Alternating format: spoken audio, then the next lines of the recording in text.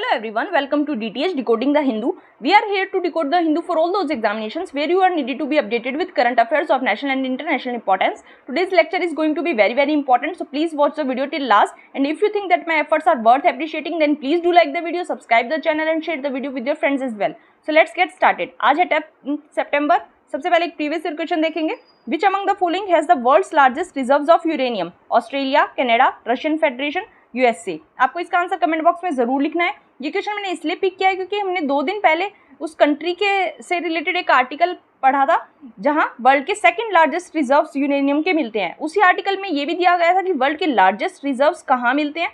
इसलिए अगर आपने उस लेक्चर को ध्यान से सुना होगा तो इस क्वेश्चन का आंसर आप इजीली दे पाओगे.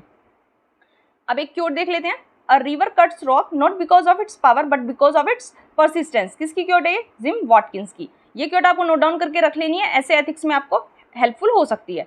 अब अपने न्यूज़ एनालिसिस की तरफ आते हैं. सबसे पहले एक पिक्चर दी गई है जहां भारत बायोटेक की जॉइंट एमडी सुचित्रा एला जी को change maker of the year award से नवाजा गया है. आपको बताना है ये भारत बायोटेक कंपनी अभी फिलहाल न्यूज़ में थी, काफ़ी एक बड़ी डेवलपमेंट इसने की है. तो आपको बताना है क्यों न्यूज़ में थी. मैंने बहुत अच्छे से आपको बताया था, ये इंपॉर्टेंट हो सकता है. अगर आपने वो ध्यान से सुना होगा तो आपको याद होगा, आप कमेंट बॉक्स में लिख पाएंगे. आर्टिकल की तरफ चलते हैं, न्यूज़ एनालिसिस की तरफ. बट उससे पहले मैं आपको बता दूं, आप लोग पीडीएफ के लिए बोल रहे थे, तो पीडीएफ मैंने टेलीग्राम चैनल बना दिया है पीडीएफ्स के लिए. आप वहां से पीडीएफ एक्सेस कर सकते हैं. टेलीग्राम चैनल का लिंक मैं डिस्क्रिप्शन बॉक्स में दे दूंगी, या फिर आप टेलीग्राम पे जाके डिकोडिंग द हिंदू सर्च करेंगे तो भी आपको चैनल मिल जाएगा, वहाँ से आप पीडीएफ डाउनलोड कर सकते हैं.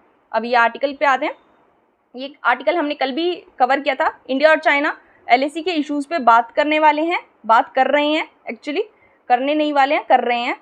गलवान वैली के ऊपर बात हुई है, पेंगोंग लेक पे बात हुई है और हॉट स्प्रिंग्स पे बात हुई है. मैंने आपको कल भी बताया था कि चाइना ने डेमचोक और देपसंग वाले रीजन्स पे बात करने के लिए मना कर दिया है, क्योंकि चाइना के अकॉर्डिंग जब मई 2020 में दोनों कंट्रीज़ के बीच स्टैंड ऑफ हुआ था उस टाइम पे ये एरियाज़ इंक्लूडेड नहीं थे. इसलिए चाइना ने बोल दिया था कि बात केवल गलवान वैली, पेंगोंगसो और हॉट स्प्रिंग्स पर होगी.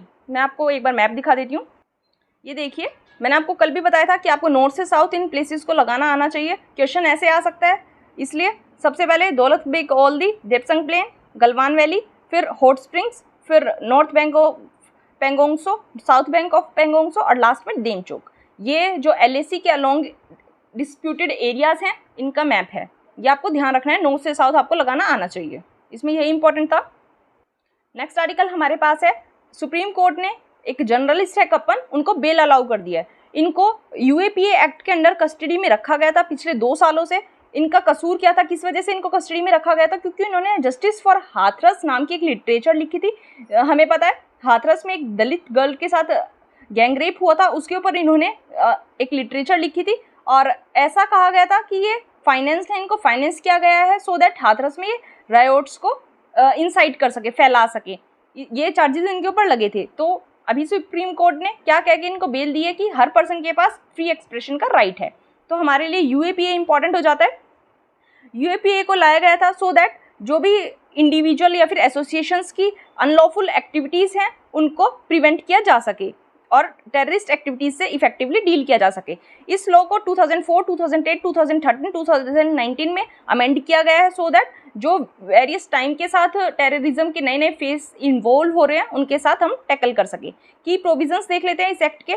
इंडियन और फॉरेन नेशंस दोनों पे ये चार्ज किया जा सकता है. अगर कोई ऑफेंस इंडिया के बाहर भी कमिट किया गया है उस पर भी ये लॉ एप्लीकेबल होगा. किसी भी आप कल्प्रिट को अरेस्ट कर लेते हैं, उसके मैक्सिमम 180 डेज का टाइम होता है चार्जशीट फाइल करने के लिए, और इन्वेस्टिगेशन कंप्लीट करने के लिए विद इन 90 डेज में आपको इन्वेस्टिगेशन कंप्लीट करनी है. अगर ऐसा नहीं होता है, जो एक्यूज है वो बेल के लिए एलिजिबल हो जाता है. और यूएपीए के जो ट्रायल्स हैं वो एक स्पेशल कोर्ट में किए जाते हैं. अब अमेंडमेंट के बाद इसमें क्या चेंजेस लाए गए?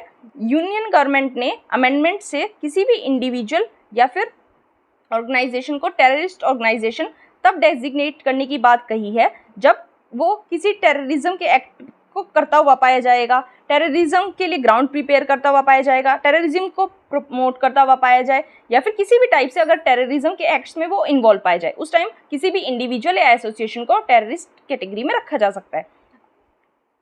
अगर कोई भी एनआईए का ऑफिसर इन्वेस्टिगेशन करते टाइम प्रॉपर्टी को सीज करना चाहता है तो उसे डायरेक्टर जनरल के अप्रूवल की नीड होगी। और एनआईए में जो इंस्पेक्टर या उससे अबोव रैंक के ऑफिसर्स हैं केवल वही इन्वेस्टिगेट कर पाएंगे इससे रिलेटेड केसेस, यूएपीए से related cases. International convention for suppression of acts of nuclear terrorism 2005 में आया गया था, इसको शेड्यूल में ऐड किया गया था, जिस भी शेड्यूल के अंडर टेररिस्ट एक्ट कमिट किया जाता है। इसमें यही था। नेक्स्ट आर्टिकल हमारे पास रिलेटेड है स्नैचिंग से। दिल्ली में एक दिन में 26 स्नैचिंग के केसेस आए हैं। स्नैचिंग मतलब छीना झपटी, कोई छीन के आपका पर्स मोबाइल लेके जाता है, उसके केसेस 26 एक दिन में दिल्ली में देखे गए हैं। और इसमें इस आर्टिकल में क्या कहा गया है कि आईपीसी के सेक्शन 379 में 2 नए क्लोज को ऐड करने का प्रपोजल दिया गया है। 379A जो कि स्नैचिंग से रिलेटेड होगा और 379B जो स्नैचिंग और उसके साथ में अगर जो कल्प्रिट है, एक्यूज है, वो फोर्स का यूज़ करता है, उसके लिए 379B। और इस प्रोविज़न में क्या होगा, जो स्नैचिंग है उसको एक नॉन बेलेबल ऑफेंस बना दिया जाएगा, जिसमें 14 ईयर्स तक की रिग्रेस इम्प्रिजनमेंट की सज़ा दी जा सकती है। एक बार सेक्शन 379A जब ऐड हो जाएगा तो जो भी कन्विक्ट है उसको एटलीस्ट 5 ईयर्स की सज़ा हो सकती है, जिसको 10 ईयर्स तक एक्सटेंड किया जा सकता है और 25,000 का उसको फाइन भी लग सकता है। ऐसे ही 379B में क्या होगा, जो इम्प्रिजनमेंट की सज़ा है वो 10 साल से 14 ईयर्स तक जा सकती है along with a fine of 25,000। Haryana ने 2014 में 2 सेक्शंस ये ऑलरेडी ऐड कर दिए थे, जिसमें स्नैचिंग को एक पनिशेबल ऑफेंस बना दिया था, जिसमें 14 ईयर्स तक की जो जेल टर्म है वो कन्विक्टेड को दी जाती है। यहाँ आईपीसी के बारे में थोड़ा सा देख लेते हैं। आईपीसी को 1860 में लाया गया था और ये जो लॉ कमीशन बना था इंडिया का, first law commission under the chairmanship of Lord Macaulay, उसकी रिकमेंडेशंस पे इसको बनाया गया था। कोड इफेक्ट में आया 1862 में, ब्रिटिश रूल में था उस टाइम हमारी कंट्री में, हमें पता है, और ये पूरे ब्रिटिश इंडिया पे अप्लाई होता था with the exception of princely states. Princely states पे ये अप्लाई नहीं होता था क्योंकि उनके पास अपना खुद का कोर्ट और लीगल सिस्टम था अंटिल 1940s। और पार्टीशन के बाद इंडिपेंडेंट इंडिया ने इस कोड को अडॉप्ट कर लिया और आज ये सभी इंडियन सिटीजन्स पर एप्लीकेबल होता है। इसमें यही इंपॉर्टेंट था। Next article is related to TRS leaders. Telangana Rashtra Samithi के लीडर्स ने केसीआर को अर्ज किया है कि वो नेशनल पार्टी लॉन्च कर दें। तो यहाँ हमारे लिए इम्पॉर्टेंट आर्टिकल नहीं है, इम्पॉर्टेंट हो जाता है कि नेशनल पार्टी की फॉर्मेशन हमारी कंट्री में कैसे होती है, उसको रिकॉग्नाइज कैसे किया जाता है किसी भी पार्टी को, एज अ नेशनल पार्टी या फिर स्टेट पार्टी, हम दोनों को समझेंगे। नेशनल पार्टी कब उसको रिकॉग्नाइज किया जाएगा, जब कोई लोकसभा या किसी भी लेजिस्लेटिव असेंबली का जनरल इलेक्शन हो। जनरल इलेक्शन का मतलब क्या है कि कोई बाई इलेक्शन ना हो। जनरल इलेक्शन जो 5 साल के बाद होते हैं वो उनको कहा जाता है, बीच में कोई होता है उसको नहीं इंक्लूड किया जाएगा। किसी जनरल इलेक्शन में लोकसभा या लेजिस्लेटिव असेंबली के कोई भी पार्टी 4 या 4 स्टेट से ज़्यादा में 6% वैलिड वोट्स सिक्योर कर लेती हैं और इसके साथ लोकसभा या फिर स्टेट असेंबली में 4 सीट्स, मतलब 6% वोट प्लस 4 सीट्स, ये आपको पता होना चाहिए, तो उसको नेशनल पार्टी का दर्जा दिया जा सकता है। सेकंड कंडीशन क्या है, और अगर लोकसभा के जनरल इलेक्शन में कोई भी पार्टी 2% सीट्स जीत ले और ये जो कैंडिडेट्स हों वो 3 अलग अलग स्टेट से आते हों। आई होप क्लियर होगा। 2% सीट लोकसभा की जीत ले और ये जो कैंडिडेट्स हैं वो 3 अलग अलग स्टेट से आ रहे हों। या फिर और तीसरी कंडीशन क्या हो सकती है, अगर किसी पार्टी को 4 स्टेट्स में स्टेट पार्टी के तौर पे रिकॉग्नाइज किया जा चुका है तो वो भी नेशनल पार्टी बनने के लिए एलिजिबल हो जाती है। अब स्टेट पार्टी के तौर पे रिकॉग्नाइज कैसे किया जाएगा किसी भी पार्टी को, अगर किसी लेजिस्लेटिव असेंबली के जनरल इलेक्शन में कोई पार्टी 6% वैलिड वोट्स सिक्योर कर लेती है प्लस 2 सीट्स जीत लेती है, यहाँ स्टेट पार्टी में 6% वोट्स 2 सीट्स, ये आपको ध्यान रखना है। या फिर वो लोकसभा के जो इलेक्शन होते हैं वहाँ से उस स्टेट से जो भी वोट्स होंगे टोटल उसका 6% वैलिड वोट सिक्योर कर ले प्लस 1 लोकसभा की सीट वो विन कर ले, उस टाइम पे भी उसको एक स्टेट पार्टी का दर्जा दिया जा सकता है। या फिर थर्ड क्या है कंडीशन, लेजिस्लेटिव असेंबली के जनरल इलेक्शन में वो 3% सीट्स जीत ले और 3 सीट्स असेंबली में 3% या 3 सीट्स जो भी ज़्यादा हो वो अगर कोई पार्टी सिक्योर कर ले तब भी वो स्टेट पार्टी बनने के लिए एलिजिबल हो जाती है।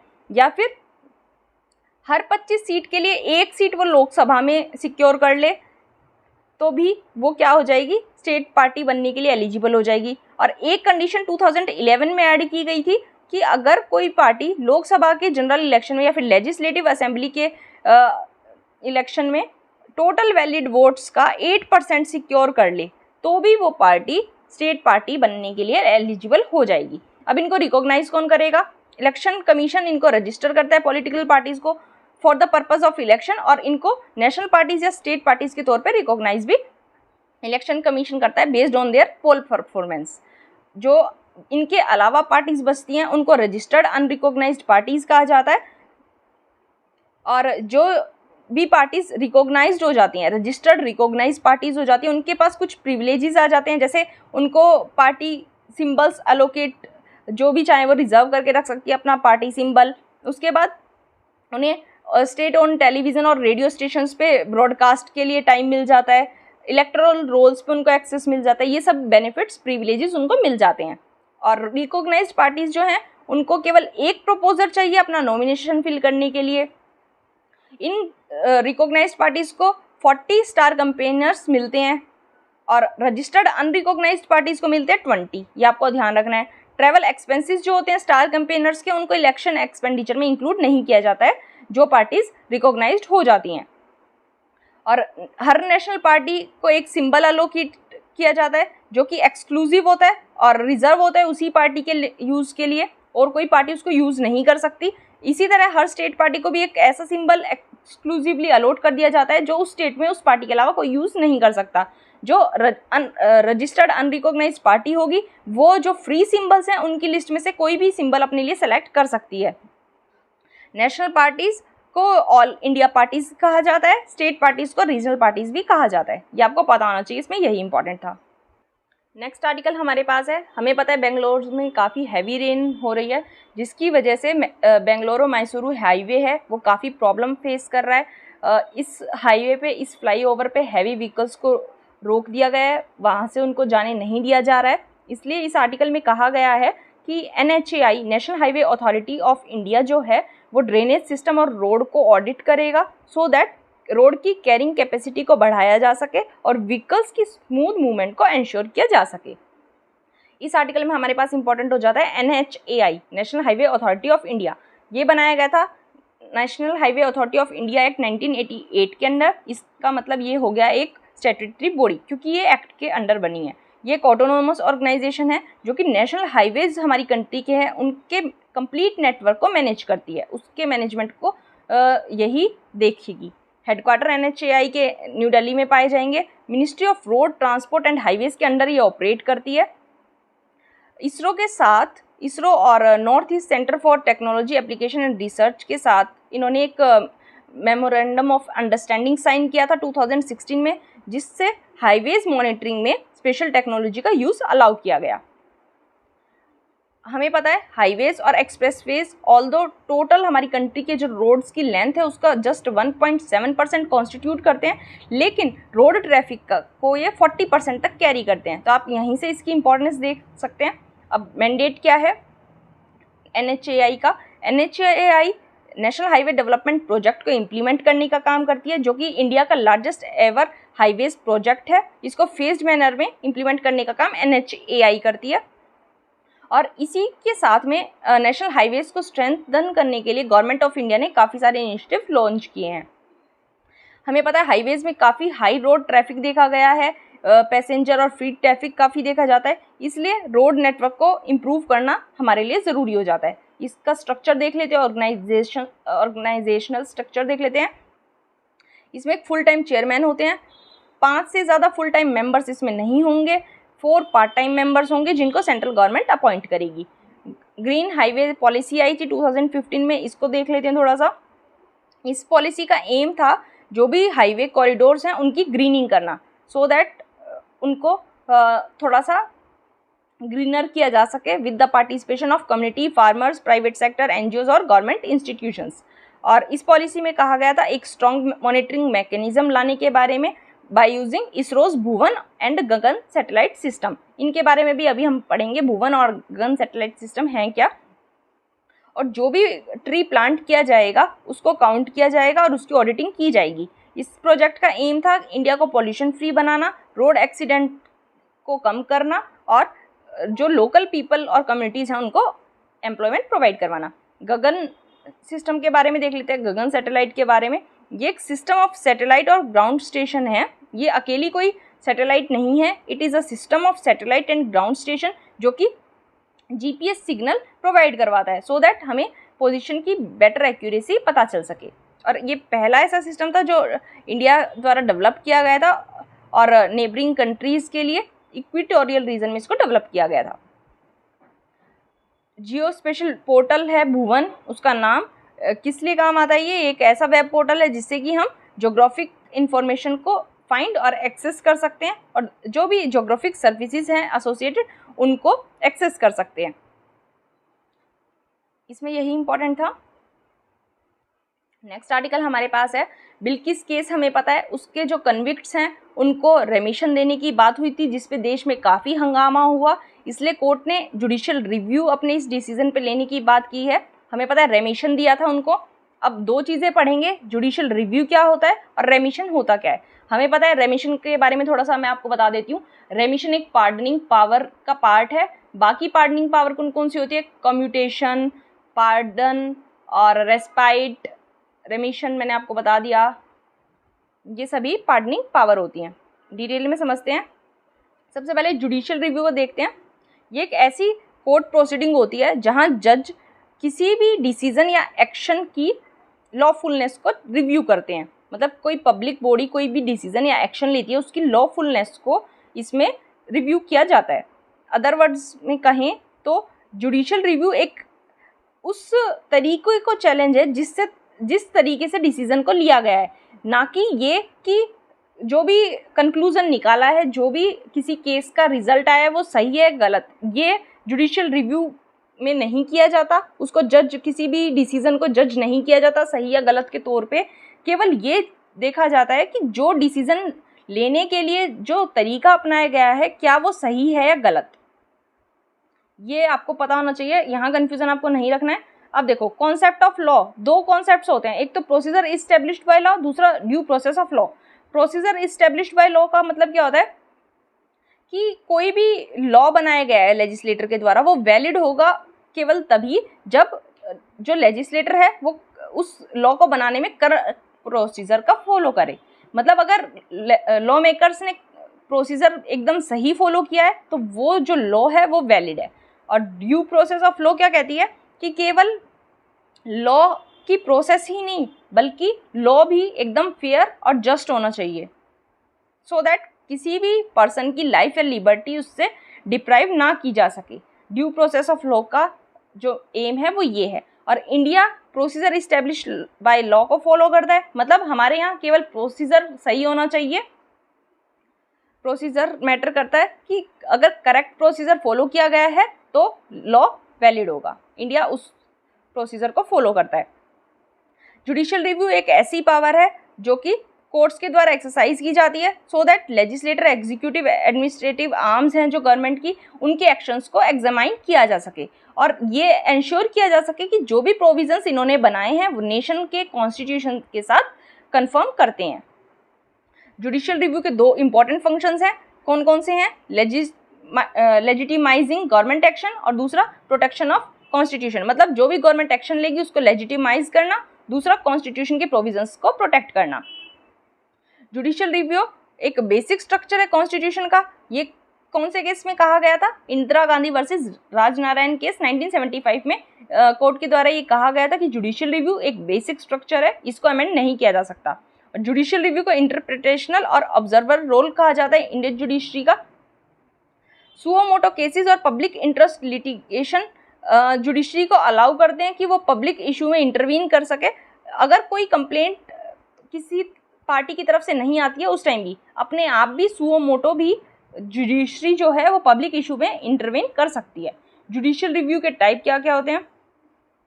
लेजिस्लेटिव एक्शंस को रिव्यू करना, मतलब जो भी लॉ लेजिस्लेटर पास करेगा उनका कंप्लायंस देखना कि क्या वो कॉन्स्टिट्यूशन के प्रोविजंस के साथ कंप्लाई करते हैं या नहीं। उसके बाद एडमिनिस्ट्रेटिव एक्शंस को रिव्यू करना, जो भी एडमिनिस्ट्रेटिव एजेंसीज हैं वो जो भी जिस तरीके से कॉन्स्टिट्यूशनल लॉज को, कॉन्स्टिट्यूशनल डिसिप्लिन को एनफोर्स कर रही हैं, जिस तरीके से वो अपनी पावर्स को एक्सरसाइज कर रही हैं, क्या वो लेजिटिमेट है या नहीं है, ये चेक करना। और जुडिशियल डिसीजंस को रिव्यू करना कि जो भी जुडिशरी ने प्रीवियस डिसीजंस लिए हैं क्या वो करेक्ट है या फिर उनमें कोई चेंज करने की ज़रूरत है, ये रिव्यू करना।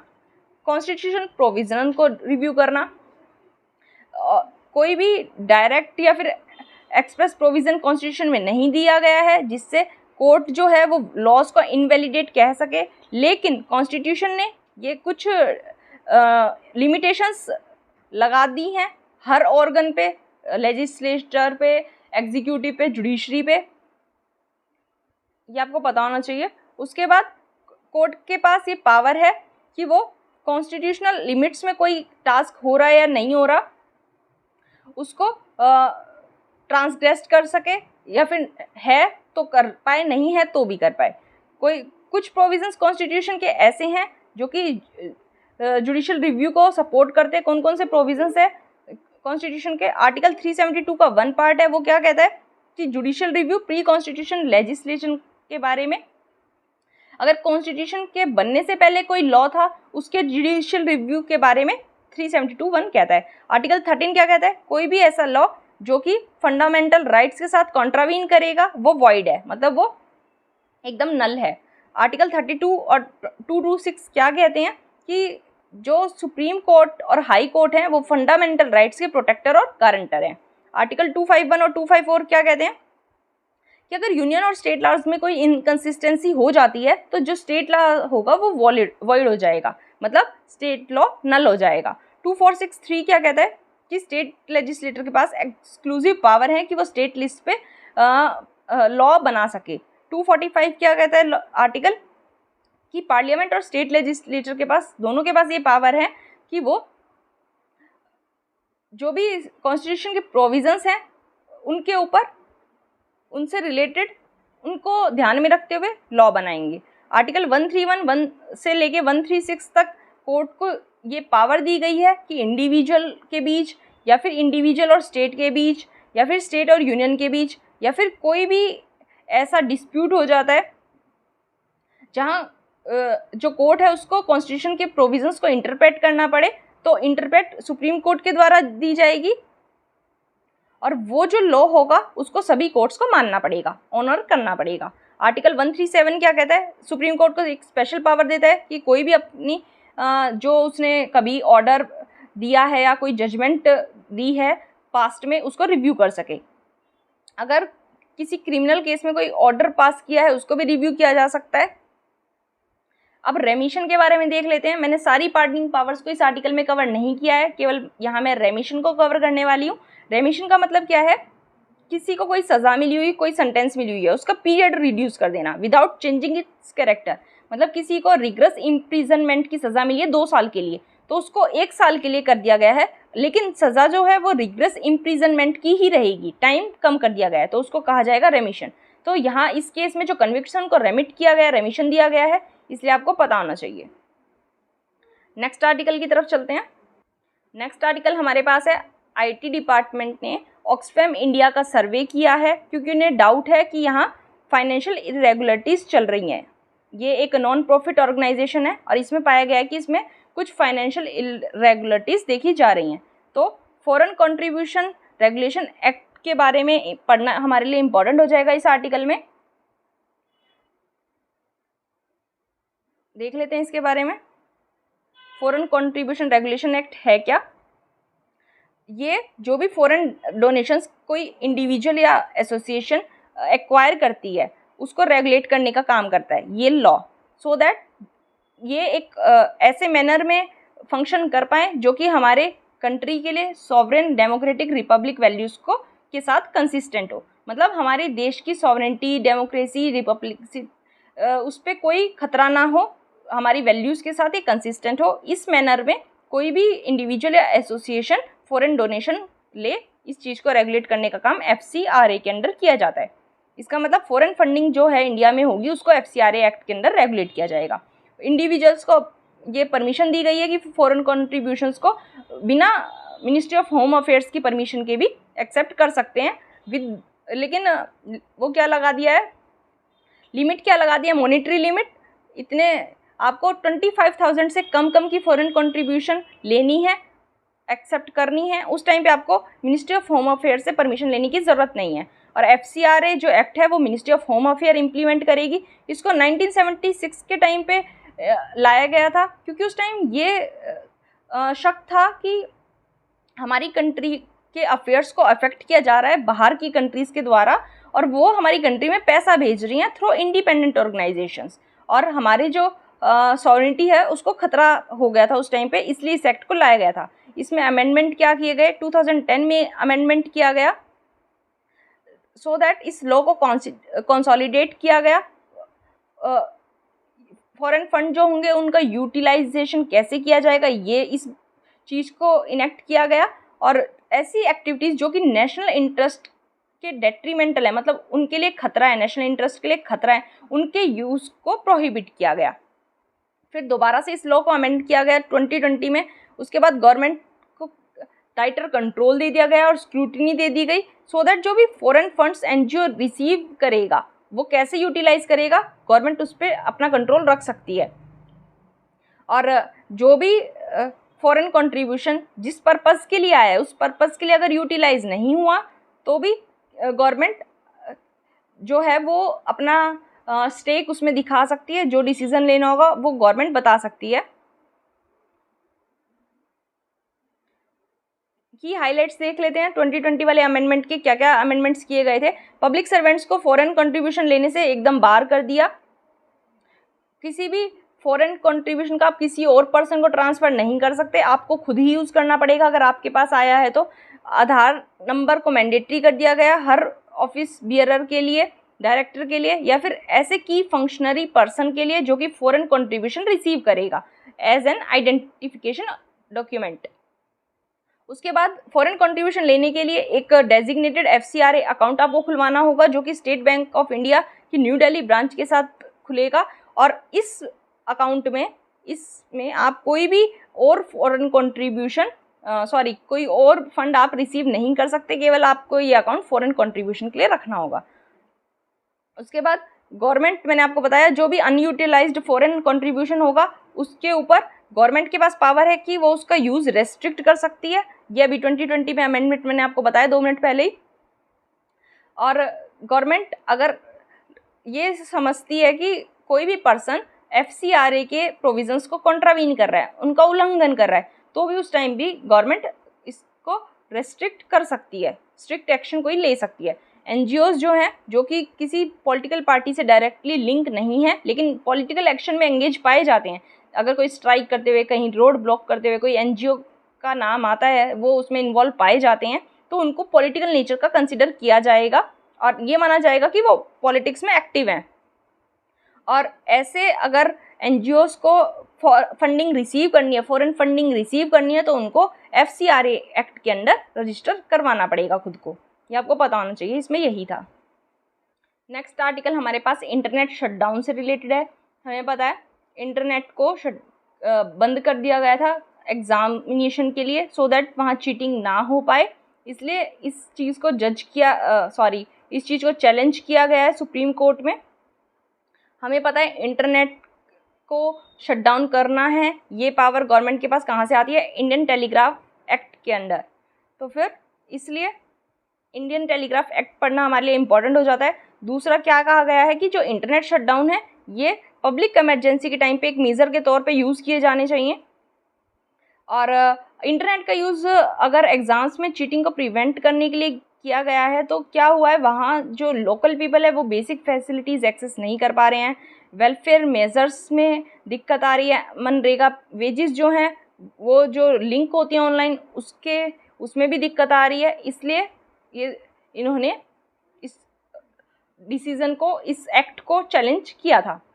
अब शटडाउन से रिलेटेड, इंटरनेट शटडाउन से रिलेटेड क्या प्रोविजंस हैं, मैंने आपको बताया। इंडियन टेलीग्राफ एक्ट 1885 का temporary suspension of telecom services public emergency and public safety rules 2017 act में आ जाता है जब हमें इंटरनेट को शटडाउन करना होता है। ये मैंने आपको बताया पब्लिक इमरजेंसी के ग्राउंड पे अगर कभी सस्पेंड, शटडाउन या फिर डिसरप्ट करनी है किसी भी टेलीकॉम सर्विसेज को, तो इस रूल का यूज़ किया जाता है। लेकिन इस रूल में कहा गया है ऐसा आप केवल एक बार 15 दिन के लिए ही कर सकते हैं, उससे ज़्यादा के लिए आप नहीं कर सकते। एक बार में उससे ज़्यादा के लिए आप नहीं कर सकते। सुप्रीम कोर्ट ने क्या ऑब्जर्व किया कि राइट टू इंटरनेट जो है वो एक फंडामेंटल राइट है अंडर आर्टिकल 19। ये आपको पता होना चाहिए। इस पे रीजनेबल रेस्ट्रिक्शंस लगा सकती है गवर्नमेंट। अगर कभी भी हमारी सॉवरेनिटी को खतरा लगे उस टाइम पे रीजनेबल रेस्ट्रिक्शंस लगाए जा सकते हैं। और जो फंडामेंटल राइट्स पे रेस्ट्रिक्शन लगेंगे उनको आर्बिट्रेरी पावर की तरह यूज़ नहीं किया जा सकता कि आप कभी भी अपनी पावर को यूज़ करते हुए इंटरनेट बंद कर देंगे, ऐसा नहीं किया जाना चाहिए। केवल तभी रेस्ट्रिक्ट इन फ्रीडम्स को किया जाएगा जब कोई भी चारा और नहीं बचेगा, कोई भी रास्ता और नहीं होगा और कोई भी अदर ऑप्शन वहाँ अवेलेबल नहीं होगा। उसके बाद Anuradha Bhasin versus union of India 2020 case में सुप्रीम कोर्ट ने कहा था कि इंटरनेट शटडाउन आर्टिकल 19 को वायलेट नहीं करता है अगर किसी रीजनेबल रेस्ट्रिक्शन, मतलब किसी रीजनेबल रीज़न के लिए उसको लगाया गया है, रीजनेबली रेस्ट्रिक्ट उसको किया गया है, तो वो वायलेट नहीं करेगा आर्टिकल 19 को। और अगर इसको तभी इनेक्ट किया जाना चाहिए, इंटरनेट शटडाउन तभी किया जाना चाहिए जब एक पब्लिक सेफ्टी को जेन्युइन खतरा दिखे या फिर नेशनल सिक्योरिटी को खतरा दिखे। उस टाइम पे गवर्नमेंट ये स्टेप ले सकती है।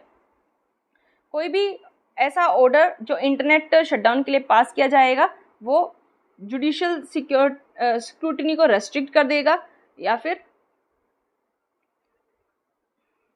मतलब अगर कोई भी ऐसा ऑर्डर पास किया जाता है कि जुडिशियल स्क्रूटिनी जिसमें रेस्ट्रिक्ट की जाती है तो उस पर भी जुडिशियल स्क्रूटिनी की जा सकती है। मतलब अगर ये कह दिया, इंटरनेट को शट डाउन कर दिया और ये बोल दिया गया कि जज मतलब जुडिशरी इस मैटर में कुछ नहीं कर सकती, तो ये मैटर खुद जुडिशरी की स्क्रूटिनी में आ जाएगा। इंटरनेट सर्विसेज का इनडेफिनेट सस्पेंशन टेलीकॉम रूल्स का वायलेशन है। 15 दिन से ज़्यादा आप नहीं कर सकते। एक नाम आपको याद होना चाहिए, कीप इट ऑन कोलिशन, जो कि इंटरनेट शटडाउन को मॉनिटर करता है पूरे वर्ल्ड में। इसने क्या पाया कि 2016 से 2021 तक 74 कंट्रीज़ में 931 शटडाउन्स लगाए गए हैं। इसमें यही इम्पोर्टेंट था।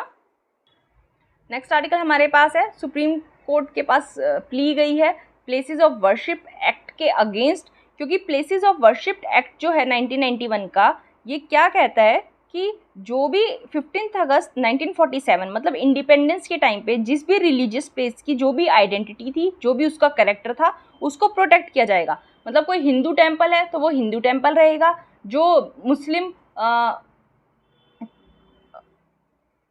मॉस्क्यू है वो मॉस्क्यू रहेगा, जो चर्च है वो चर्च रहेगा। एक्सेप्शन इसमें रखा गया था राम जन्मभूमि केस, इसलिए इस एक्ट को पढ़ना हमारे लिए इम्पोर्टेंट हो जाता है। इसी को चैलेंज किया गया है। प्लेसेस ऑफ वर्शिप एक्ट को देख लेते हैं। कोई भी ऐसा एक्ट, कोई भी नहीं, ये ऐसा एक्ट है जो किसी भी प्लेस ऑफ वर्शिप के कन्वर्जन को प्रोहिबिट करता है और ये प्रोवाइड करवाता है कि कोई भी जो प्लेस ऑफ वर्शिप है उसके रिलीजियस कैरेक्टर को हमें मेंटेन करना है, जैसा कि वो 15th डे ऑफ अगस्त 1947 को था।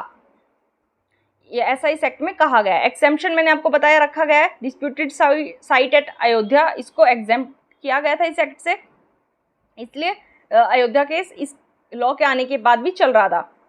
और कौन कौन से केस हैं जो इससे एग्जेम्प्ट किए जा सकते हैं? एक ऐसा कोई प्लेस ऑफ वर्शिप जो कि एंशंट और हिस्टोरिकल मॉन्यूमेंट है या फिर आर्कियोलॉजिकल साइट है, जिसको ancient monuments and archaeological sites and remains act 1958 act के अंदर कवर किया जाए, वो भी एग्जेम्प्टेड है। दूसरा कौन एग्जेम्प्ट हो सकता है? जिसके ऊपर कोई सूट, कोई केस फाइल किया गया हो लेकिन वो केस अब फाइनली सेटल्ड हो गया है, डिस्पोज्ड हो गया है, ऐसी वो भी इनसे एग्जेम्प्ट हो जाएगी। और कोई ऐसा डिस्प्यूट जहाँ जो कि पार्टीज़ के द्वारा, जो भी पार्टीज़ थी उनके द्वारा सेटल कर लिया गया है और इस एक्ट के आने से पहले उस प्लेस का कन्वर्जन हो चुका है। पेनल्टी क्या लगेगी अगर कोई कन्वर्ट करना चाहे तो? इस एक्ट का सेक्शन 6 कहता है कि मैक्सिमम 3 ईयर्स की imprisonment along with a fine इसके लिए किया लगाया जा सकता है एज पनिशमेंट। ये आपको पता होना चाहिए, इसमें यही इंपॉर्टेंट था। नेक्स्ट आर्टिकल हमारे पास है India economic recovery inspires all. हमारी फाइनेंस मिनिस्टर ने कहा है कि इंडिया में इकोनॉमिक रिकवरी देखी जा रही है, हमारी इकोनॉमी रिकवर कर रही है। यहाँ इम्पॉर्टेंट हमारे पास आते हैं जो इकोनॉमिक रिकवरी की शेप्स आती हैं, KUVL, इन सभी शेप्स के बारे में हम पढ़ेंगे, क्या मतलब होता है इनका। जो इकोनॉमिक रिकवरी है वो काफ़ी सारी फॉर्म्स ले सकती है, शेप ले सकती है, जिनको अल्फ़ाबेटिक नोटेशन से डिपिक्ट किया जाता है। जैसे Z shape recovery, V shape recovery, U shape, elongated U shape, W shape, L shaped, सभी के बारे में हम पढ़ेंगे। और जो अल्फ़ाबेट्स होते हैं वो ग्रोथ रेट का ग्राफ डिनोट करते हैं, जो कि ग्राफ है वो उस लेटर की शेप को रिजेंबल करता है। Z शेप रिकवरी देख लेते हैं। सबसे ज़्यादा ऑप्टिमिस्टिक सिनेरियो किसी इकोनॉमी में इस रिकवरी से देखा जा सकता है। इकोनॉमिक क्लैश के बाद इकोनॉमी क्विकली राइज करती है, उस टाइम पे J शेप्ड रिकवरी ग्राफ हमें देखने को मिलता है। और जैसी इकोनॉमिक क्रैश से पहले थी इकोनॉमी, उससे भी ज़्यादा नॉर्मल ट्रेंड लाइन से भी ज़्यादा फास्ट इकोनॉमी इसके बाद ग्रो करने लग जाती है। इसकी वजह से Z शेप चार्ट हमारा बनता है। और ये उस केसेस में होता है जब इकोनॉमिक डिस्ट्रप्शन कुछ स्मॉल पीरियड के लिए हुआ हो। V शेप्ड रिकवरी कौन सी होती है? जो नेक्स्ट बेस्ट सिनेरियो है Z शेप्ड रिकवरी के बाद, वो आता है V शेप्ड वाला। इसमें भी क्या होता है, इकोनॉमी क्विकली रिकवर कर लाती है, अपने जो भी लॉस हुआ है उसको रिकवर करके नॉर्मल ग्रोथ ट्रेंड लाइन पे वापस आ जाती है। इसमें ये किस सिचुएशन में होता है? जब इनकम और जॉब जो है वो परमानेंटली नहीं लॉस्ट हुई होती और इकोनॉमिक ग्रोथ है वो शार्पली रिकवर कर पाती है और अपने पाथ पे रिटर्न हो पाती है। यू शेप्ड वाली कौन सी होती है? ये उस सिनेरियो में होती है जब किसी कंट्री की इकोनॉमी काफ़ी गिर गई हो और काफ़ी टाइम तक लो ग्रोथ रेट के साथ स्ट्रगल करने के बाद उसमें थोड़ा थोड़ा राइज होना स्टार्ट हुआ हो। ये उस टाइम पे यू शेप्ड रिकवरी चार्ट बनाएगा। ये कब हुआ होगा? जब उस इकोनॉमी में काफ़ी लोगों की जॉब गई होगी और पीपल जो हैं वो अपनी सेविंग्स पे जी रहे होंगे। जब ये रिकवरी की प्रोसेस काफ़ी लंबी हो जाती है तो इसको इलोंगेटेड यू शेप रिकवरी कह दिया जाता है। अब डब्ल्यू शेप रिकवरी कौन सी होती है?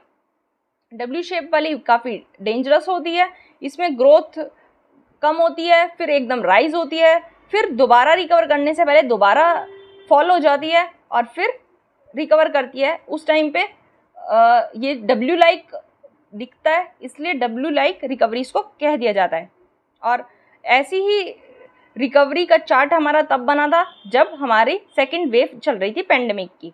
एल शेप्ड कब होती है? एल शेप्ड तब बन जाती है जब कोई इकोनॉमी अपना जीडीपी का लेवल रीगेन करने में फेल हो जाती है, काफ़ी साल हो जाते हैं, वो एकदम स्टेगनेंट सी हो जाती है, वो जीडीपी को रीगेन नहीं कर पाती। और इस एल शेप्ड रिकवरी का मतलब है कि इकोनॉमी को एक परमानेंट लॉस हुआ है और इकोनॉमी की जो एबिलिटी है प्रोड्यूस करने की वो ख़त्म हो चुकी है। ये इसमें था। आप एक बार इसका ग्राफ ज़रूर देख लेना नेट पे, आपको अच्छे से और भी क्लियर हो जाएगा। नेक्स्ट आर्टिकल की तरफ चलते हैं। सेल्फ हेल्प ग्रुप्स का फुटप्रिंट बढ़ाने की बात की गई है। जो भी वीमेन सेल्फ हेल्प ग्रुप में कवर नहीं हुई हैं उनको भी उसमें इंक्लूड करने के लिए सेल्फ हेल्प ग्रुप का फुटप्रिंट बढ़ाने की बात की गई है। तो हमारे लिए सेल्फ हेल्प ग्रुप इंपॉर्टेंट हो जाता है। सेल्फ हेल्प ग्रुप क्या होते हैं? इनफॉर्मल एसोसिएशंस होती हैं, आपको ध्यान रखना है, इनफॉर्मल होती हैं, जहाँ पीपल खुद साथ आते हैं सो दैट वो साथ मिलकर अपनी लिविंग कंडीशंस को सुधार सकें। ये एक self governed peer control information group की तरह डिफाइन किया जाता है, जिन लोगों का सोशो इकोनॉमिक बैकग्राउंड सेम है और सभी साथ में मिलके एक किसी कॉमन पर्पस के लिए काम करना चाहते हैं। जो सेल्फ हेल्प ग्रुप हैं वो सेल्फ हेल्प के नोशन पे एक तरह से रिलाई करते हैं और अपने साथ एक दूसरे के साथ मिलके सेल्फ एम्प्लॉयमेंट को जनरेट करते हैं और पॉवर्टी एलिविएशन के लिए काम करते हैं। ऑब्जेक्टिव क्या है सेल्फ हेल्प ग्रुप के? पुअर और मार्जिनलाइज्ड लोगों की फंक्शनल कैपेसिटी को बिल्ड करना सो दैट एम्प्लॉयमेंट जनरेट हो पाए और इनकम जनरेटिंग एक्टिविटीज़ में वो इन्वॉल्व हो पाएँ। कलेक्टिव लीडरशिप और म्यूचुअल डिस्कशन से कॉन्फ्लिक्ट्स कोई भी आए उसको रिजॉल्व करना। कोलेटरल फ्री लोन जब भी चाहिए होगा किसी ग्रुप को मार्केट से तो उस टाइम पे सेल्फ हेल्प ग्रुप काम आएंगे। जब बैंक से ट्रस्टेड सोर्सेज ऑर्गेनाइज सोर्सेज से अगर कोई बोरो करना चाहता है उस टाइम पे सेल्फ हेल्प ग्रुप के मेंबर्स कलेक्टिव गारंटी सिस्टम की तरह काम करेंगे। पुअर्स जो हैं वो अपनी सेविंग्स को कलेक्ट करते हैं, बैंक में जमा उनको कर देते हैं, उसके बदले में उनको लोन मिल जाता है इजीली और वो भी कम इंटरेस्ट में, सो दैट वो अपनी माइक्रो यूनिट इंटरप्राइज स्टार्ट कर सकते हैं। ये सभी सेल्फ हेल्प ग्रुप के एडवांटेजेस कह सकते हैं, ऑब्जेक्टिव्स कह सकते हैं। ये आपको पता होने चाहिए, क्लियर होने चाहिए। Next up we have centre ने ब्रोकन राइस का एक्सपोर्ट बैन कर दिया है क्योंकि डोमेस्टिक डिमांड काफ़ी ज़्यादा हो गई है और प्रोडक्शन कम हो गया है, इसलिए ब्रोकन राइस का जो हम एक्सपोर्ट करते थे उसको सेंटर ने बैन कर दिया है। यहाँ हम देखेंगे राइस के बारे में। उससे पहले इंडिया कहाँ कहाँ एक्सपोर्ट करता है broken rice? China, Senegal, Vietnam, Djibouti और इंडोनेशिया। यहाँ हमारा ब्रोकन राइस का एक्सपोर्ट सबसे ज़्यादा किया जाता है। और अभी डोमेस्टिक क्योंकि प्रोडक्शन कम हो गई है राइस की, इसकी वजह से डोमेस्टिक मार्केट में, डोमेस्टिक पोल्ट्री इंडस्ट्री में और एनिमल फीड स्टॉक में चावल की कमी हो गई है। और इथेनॉल प्रोड्यूस करने में भी हमें पता है इथेनॉल ब्लेंडिंग प्रोग्राम में भी ये जो टूटे हुए चावल है इनका यूज़ किया जा सकता है, इसलिए अब इनकी जो एक्सपोर्ट है उसको हमने बैन कर दिया है। थोड़ा सा देख लेते हैं ब्रोकन राइस के बारे में। ब्रोकन राइस होते क्या हैं? राइस ग्रेन्स के फ्रेगमेंट्स जो कि फील्ड में काम करते टाइम टूट जाते हैं या फिर ड्राइंग सुखाते टाइम टूट जाएं या फिर ट्रांसपोर्ट करते टाइम टूट जाए या मिलिंग के टाइम टूट जाएं, उन ऐसे फ्रेगमेंट्स जो कि किसी भी प्रोसेस के टाइम पे टूट सकते हैं उनको ब्रोकन राइस कहा जाता है। मैकेनिकल सेपरेटर्स को यूज़ किया जाता है सो दैट जो ब्रोकन ग्रेन्स हैं उनको होल ग्रेन से सेपरेट किया जा सके। और मैकेनिकल सेपरेटर्स क्या करते हैं? उनको साइज़ के हिसाब से सॉर्ट कर देते हैं, साइज़ के हिसाब से अलग अलग कर देते हैं।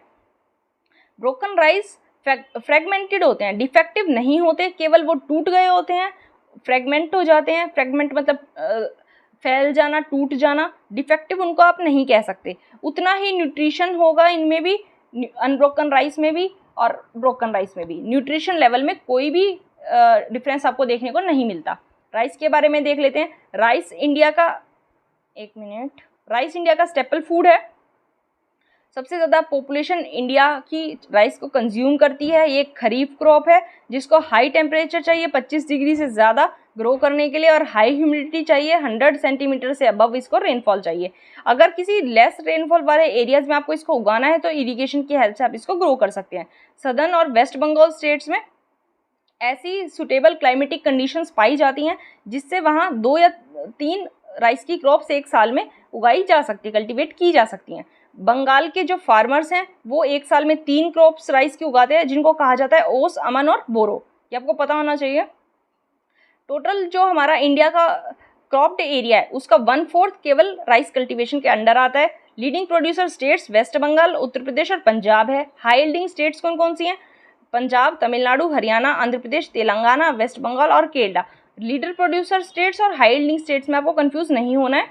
इंडिया राइस का सेकंड लार्जेस्ट प्रोड्यूसर है, China first largest producer rice का आता है, ये आपको पता होना चाहिए। नेक्स्ट आर्टिकल की तरफ चलते हैं। हमारी प्रेसिडेंट ने कहा है कि हमें एंटी टीबी कैंपेन को एक मास मूवमेंट बनाना है सो दैट टीबी को हम जल्दी से जल्दी ख़त्म कर सकें। अभी प्रेसिडेंट ने प्रधानमंत्री टीबी मुक्त भारत अभियान लॉन्च किया है। हमें पता है यूनाइटेड नेशन का जो सस्टेनेबल डेवलपमेंट गोल है उसमें क्या कहा गया है, 2030 तक सभी कंट्रीज़ को टीबी को इरेडिकेट करना है, ख़त्म करना है एकदम।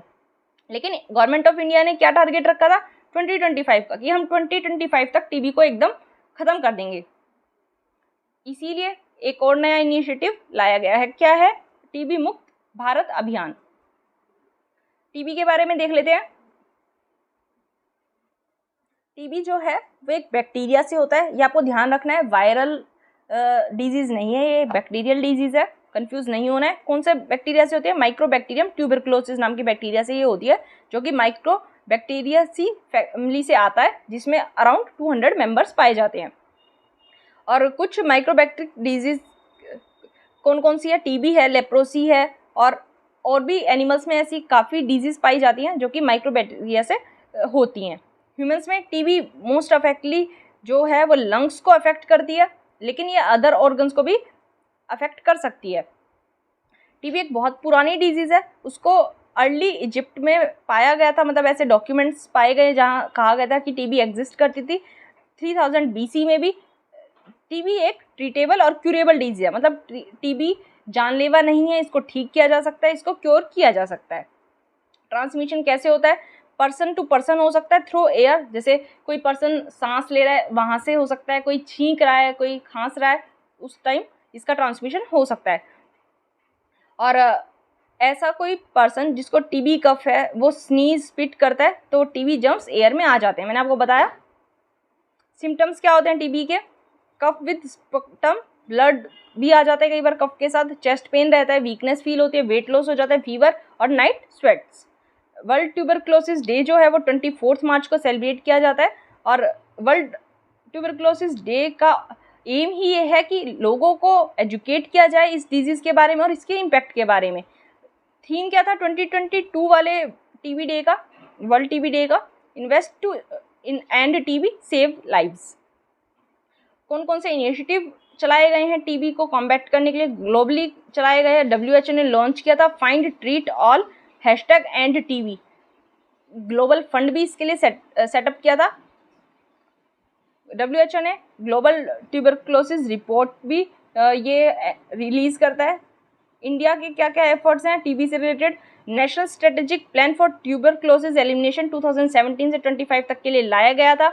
निक्षय इकोसिस्टम लाया गया था जिसमें टीबी से रिलेटेड इन्फॉर्मेशन दी जाती थी। निक्षय पोषण योजना लाई गई थी जहां फाइनेंशियल सपोर्ट टीबी पेशेंट्स को प्रोवाइड करवाया जाता था। टीबी हारेगा देश जीतेगा कैंपेन भी हमारी कंट्री में चलाया गया था। करंटली 2 वैक्सीन है, VPM और MIP, ये डेवलप हो चुकी हैं, आइडेंटिफाई की गई हैं कि टीबी में ये हेल्पफुल हो सकती है टीबी को क्योर करने में, लेकिन ये फेज़ 3 क्लिनिकल ट्रायल में भी चल रही हैं। अभी मतलब इनका ट्रायल कंप्लीट नहीं हुआ है। अगर ये ट्रायल कंप्लीट हो जाता है तो ये एक हमारे लिए माइलस्टोन होगा टीबी से लड़ने में, ये आपको पता होना चाहिए। नेक्स्ट आर्टिकल हमारे पास है कि फाइनेंस मिनिस्टर ने कहा है हमारे नेट डायरेक्ट टैक्स जो हैं वो 30% बढ़ गए हैं। पर्सनल इनकम टैक्स और STT 28.3% इंक्रीज़ हो गया। इसलिए हम पढ़ेंगे आज डायरेक्ट टैक्स और इनडायरेक्ट टैक्स के बारे में। ऑल्दो ये एक स्टैटिक टॉपिक है लेकिन मैंने सोचा थोड़ा सा कवर किया जाए, रिवीजन हो जाएगा आप लोगों का। टैक्स जो है वो 2 टाइप के होते हैं, डायरेक्ट टैक्स और इनडायरेक्ट टैक्स। डायरेक्ट टैक्स कौन से होते हैं? जिनका बर्डन टैक्स पेयर पे खुद पे होता है, वो बर्डन शिफ्ट नहीं किया जा सकता, या फिर एक ऐसा टैक्स जो डायरेक्टली टैक्स पेयर पे से लेवी किया जाता है और डायरेक्टली गवर्नमेंट को पे किया जाता है। Central board of direct taxes को लेवी और कलेक्ट करने के लिए रिस्पॉन्सिबल होता है, और जो भी डायरेक्ट टैक्स से रिलेटेड पॉलिसी होंगी उनको भी formulate central board of direct tax करेगा। जब भी टैक्स पेयर गवर्नमेंट को डायरेक्ट टैक्स पे करता है, किस किस रीजन से कौन कौन से टैक्स डायरेक्ट टैक्स की कैटेगरी में आते हैं? Real property tax, personal property tax, income tax, asset tax, gift tax, capital gain tax, ऐसे टैक्स डायरेक्ट टैक्स में आते हैं। डायरेक्ट टैक्स गवर्नमेंट के रेवेन्यू का एक one of the main source है। दूसरा मेन सोर्स क्या हो जाएगा? Indirect tax. इनडायरेक्ट टैक्स क्या होता है? जो कि मतलब कंज्यूमर से कोई मिडल मैन कलेक्ट करेगा और लास्ट में गवर्नमेंट के पास उसको जमा करवा देगा। तो इसका मतलब जो अल्टीमेट इकोनॉमिक बर्डन है वो पर्सन पे जाएगा। और मैंने आपको बताया था इसको ट्रांसफ़र किया जा सकता है, टैक्स पेयर इसको ट्रांसफ़र कर सकता है किसी और पे। उसके लिए उसको एक टैक्स रिटर्न प्रिपेयर करना होगा और टैक्स प्रोसीड्स को गवर्नमेंट के पास सेंड करना होगा। इस तरीके से इनडायरेक्ट टैक्स जो है वो डायरेक्ट टैक्स से अलग है कि गवर्नमेंट इसको कलेक्ट करेगी इंडिविजुअल से। इनडायरेक्ट टैक्स जो है वो किसी इंडिविजुअल के एक्सपेंसेस के ऊपर बेस्ड होता है रेदर देन उसकी इनकम पे। मतलब इनकम आपकी कहीं से आ रही है, उस पर जो टैक्स लगेगा वो होगा डायरेक्ट, और आप कुछ भी खर्चा कर रहे हैं तो वो जो टैक्स आप पे करेंगे कुछ भी खरीदते हुए, कुछ भी खर्चा करते टाइम, वो होगा इनडायरेक्ट टैक्स। इनडायरेक्ट टैक्स को गुड्स और सर्विसेज की सप्लाईज पे लेवी किया जाता है, और इस टैक्स को कंज्यूमर पे पास कर दिया जाता है, जो कि इनडायरेक्टली टैक्स को पे करते हैं। मैंने आपको बताया था जो टैक्स शिफ्ट हो पाए एक पर्सन से दूसरे पर्सन पर, जिसको शिफ्ट किया जा सके, वो होगा इनडायरेक्ट टैक्स, और जो शिफ्ट नहीं किया जा सकता वो होता है डायरेक्ट टैक्स। इसमें यही इंपॉर्टेंट था। नेक्स्ट आर्टिकल हमारे पास है, ये एडिटोरियल है। क्या कहा है कि मुस्लिम वीमेंस जो हैं उनका चेंजिंग कैरेक्टर, उनका चेंजिंग रोल देखा जा सकता है। वो अपने राइट्स के लिए आगे आ रही हैं, अपने राइट्स की डिमांड कर रही हैं। इसलिए कहा गया है शैडो से निकलकर वो साइलेंस से असर्शन की तरफ बढ़ रही हैं। 2-3 टर्म्स यहाँ यूज़ होंगी, वो मैं आपको एक्सप्लेन कर दूंगी। तलाक़ हसन सबसे पहले आ गई है, उसके बाद खुला, उसके बाद मुबारत का मतलब होता है म्यूचुअल कंसेंट, ये तो यहीं इसका मतलब आ गया। एक है निकाह हलाला, इसका मतलब मैं आपको अभी अच्छे से एक्सप्लेन कर दूंगी। इद्दत का मतलब वेटिंग पीरियड, यहाँ इसका मीनिंग आ गया है।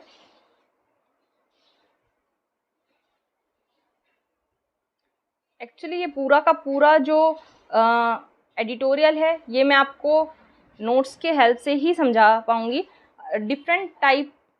डिफरेंट वेज़ हैं मुस्लिम्स में तलाक़ लेने के, वो मैं सभी आपके साथ डिस्कस करने वाली हूँ।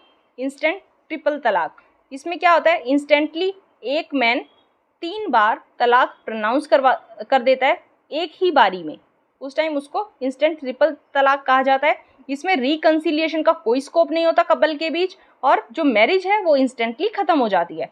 कुरान में इसका मेंशन कहीं नहीं किया गया है ट्रिपल तलाक़ का, और ट्रिपल तलाक़ को काफ़ी मुस्लिम कंट्रीज़ ने बैन भी किया है, including Egypt, Syria, Jordan, Kuwait, Iraq, Malaysia, इन सभी ने ट्रिपल तलाक़ को बैन किया हुआ है। अब तलाक़ हसन क्या होता है? तलाक़ हसन होता है कि जब भी 3 बार तलाक़ वर्ड प्रोनाउंस किया जाएगा, लेकिन with a gap of at least 1 month और 1 मेंस्ट्रुअल साइकिल, मतलब एक महीने पे के गैप पे प्रोनाउंस किया जाएगा। सपोज आज कोई मुस्लिम मैन अपनी वाइफ को तलाक़ वर्ड प्रोनाउंस कर देता है एक बार, तो रिकन्सिलिएशन का स्कोप बचेगा।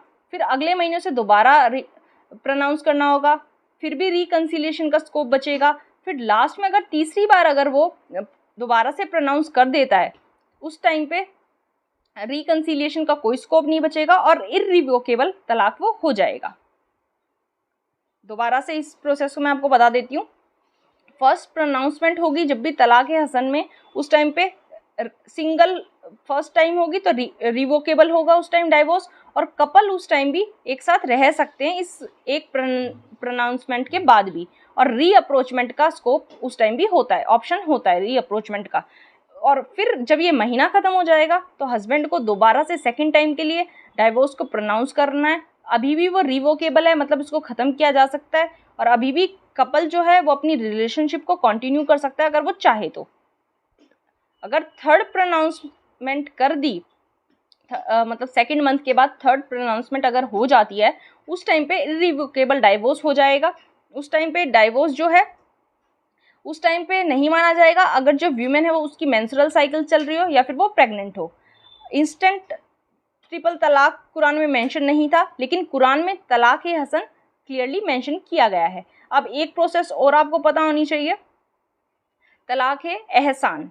इसमें क्या होता है कि एक सिंगल प्रोनाउंसमेंट की जाती है तलाक़ की, और जो वीमेन है वो 3 महीने के इद्दत या फिर वेटिंग पीरियड से उसको मतलब वेट करना होता है। 3 महीने उसको वेट करना होता है। इद्दत बोल देते हैं इसे, वेटिंग पीरियड को।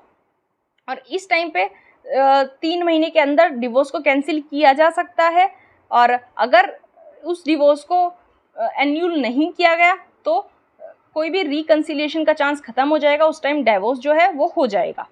तलाक़ हसन और तलाक़ एहसान, इन दोनों को मुस्लिम कंट्रीज़ जो हैं वो वैलिडिटी देती हैं। खुला क्या होता है? खुला एक ऐसी प्रोसेस है जिसमें वीमेन जो भी शादी के टाइम पे मैन की तरफ से उसको जो भी सामान मिला था वो उसको रिटर्न करना होता है, और इस बेसिस पे वो वीमेन के पास राइट है, वो डिवोर्स ले सकती है। खुला का ऑप्शन वीमेन के पास है, लेकिन इस ऑप्शन को यूज़ करने के लिए उसको अपने हस्बैंड से ये एक तरह से राइट लेना होगा, परमिशन लेनी होगी। खुला के लिए भी जो मुस्लिम वीमेन है वो अपने हस्बैंड पे डिपेंड करती है। अगर वो परमिशन देगा उसी टाइम पे मुस्लिम वीमेन खुला का जो ऑप्शन है वो उसको ले सकती है, अप्लाई कर सकती है। तो ये आपको पता होना चाहिए था। अब ये देखा गया है कि जो मुस्लिम वीमेंस है वो कैसे टाइम के साथ चेंज हो रही है, अपने राइट्स के लिए लड़ रही हैं।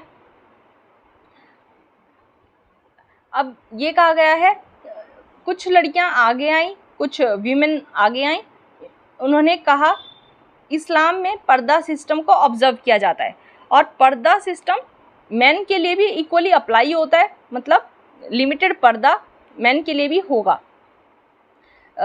जैसे विमेन का है नेवल से नीज तक एकदम हेड टू टो एकदम कवर करके रखना होता है, तो मेन के लिए भी है कि नेवल से नीज तक उनको कंपलसरी ऐसी ड्रेसिंग करनी होगी जिसको वो वॉयलेट नहीं कर सकते। उन्हें अपने आप को हमेशा मतलब एक तरह से ढक कर रखना होगा फ्रॉम नेवल टू नीज।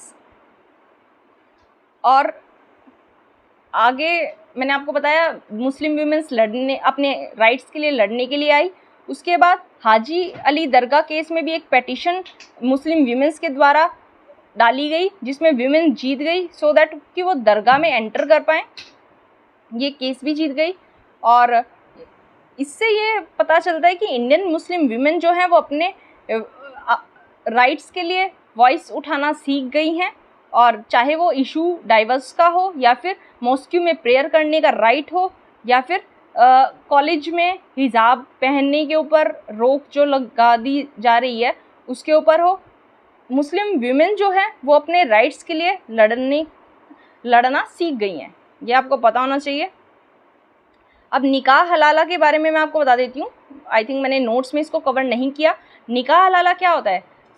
अगर किसी मुस्लिम वीमेन और मुस्लिम मैन का डाइवोर्स हो जाता है और कुछ टाइम के बाद वो अगेन दोबारा शादी करना चाहते हैं, दोबारा साथ आना चाहते हैं, उस टाइम पे डायरेक्टली वो ऐसा नहीं कर सकते। उस केस में जो वीमेन है, मुस्लिम वीमेन है, उसको किसी और मैन के साथ शादी करनी होगी। उसके बाद उससे डाइवोर्स लेके वो अपने एक्स हस्बैंड के साथ दोबारा निकाह कर सकती है। इस प्रोसेस को निकाह हलाला कहा जाता है। ये आपको पता होना चाहिए। इद्दत के बारे में मैंने आपको बता दिया। वेटिंग पीरियड, तलाक एहसान में जो वेटिंग पीरियड होता है 3 महीने का उसको इद्दाह कहा जाता है। इद्दत बोल रही हूँ मैं, सॉरी, इद्दाह कहा जाता है। ये आपको पता होना चाहिए। ये आज का लेक्चर था, कंप्लीट हो गया है। अब हम वोकैबुलरी देख लेते हैं। वोकैबुलरी के हमारे पास वर्ड्स हैं, 2 वर्ड्स हैं। प्रोवोकेट्योर, प्रोवोकेट्योर का मतलब है खास आदमी, और दूसरा है एक्स्ट्रावेगेंजा, इसका मतलब अति काल्पनिक, विलक्षण रचना या कृति। ये दोनों वर्ड्स आपको अच्छे से याद रखने हैं, इसकी प्रैक्टिस करनी है सो दैट आपकी वोकैबुलरी थोड़े टाइम में अच्छी हो जाएगी। दोबारा रिपीट कर देती हूँ। प्रोवोकेट्योर, प्रोवोकेट्योर मतलब खास आदमी, एक्स्ट्रावेगेंजा अति काल्पनिक या विलक्षण रचना या कृति। अब क्वेश्चन देख लेते हैं। क्वेश्चन क्या था हमारे पास? Which among the following has the world's largest reserves of uranium? Answer है इसका ए, ऑस्ट्रेलिया। ऑस्ट्रेलिया के पास सबसे ज़्यादा इसके रिजर्व्स पाए जाते हैं। ये हमने चिले के ऊपर आर्टिकल आया था वो कवर किया था। चिले पे आर्टिकल आया था, रेफरेंडम हुआ था वहाँ कॉन्स्टिट्यूशन चेंज करने के लिए। उसी आर्टिकल में एक लाइन में मेंशन था कि चिले के पास सेकंड लार्जेस्ट रिजर्व्स हैं यूरेनियम के वर्ल्ड में और सबसे ज़्यादा रिजर्व पाए जाते हैं ऑस्ट्रेलिया में। तो वहाँ मैंने आपको बताया था, आपने ध्यान से सुना होगा तो आपको इसका आंसर आता होगा। ये था आज का लेक्चर। मैंने आपको बता दिया कि पीडीएफ आपको चाहिए तो आप टेलीग्राम चैनल से पीडीएफ डाउनलोड कर सकते हैं। टेलीग्राम चैनल का लिंक मैं डिस्क्रिप्शन में दे दूंगी। और अगर आपको वीडियो हेल्पफुल लगता है तो वीडियो को लाइक ज़रूर कीजिए, चैनल को सब्सक्राइब कीजिए और वीडियो को शेयर कीजिए। Thank you so much.